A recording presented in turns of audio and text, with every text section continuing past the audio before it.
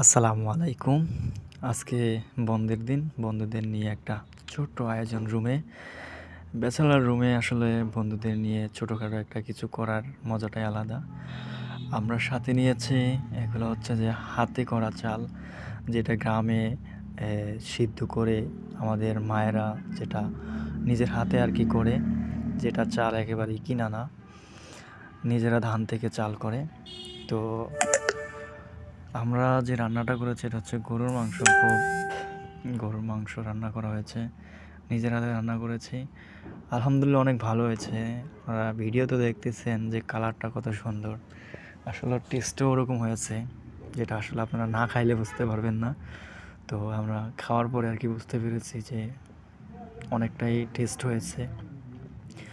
আসলে আমরা যারা চাকরি করি, ব্যাচেলর থাকি, শুক্রবারে এবং শনিবারে কিছুটা বন্ধ পাই। তো যেই দিন আমাদের যাদের সাথে খুব ক্লোজলি চলা হয়, তাদের সাথে চলাফেরা করি, তারা যদি ফ্রি থাকে তখন আমাদের বাসায় ছোটোখাটো একটা আয়োজন হয়ে যায়, বিশেষ করে আমার বাসায়। তো রান্নাটা মূলত আমিই করেছি এবং সবাই প্রশংসা করেছে। আর কোনো বিষয় নিয়ে যদি রান্না বান্না হয়, বাসায় যদি কোনো কিছু করি, তো আমিই করি। তো ভালো থাকেন। আল্লাহ হাফেজ।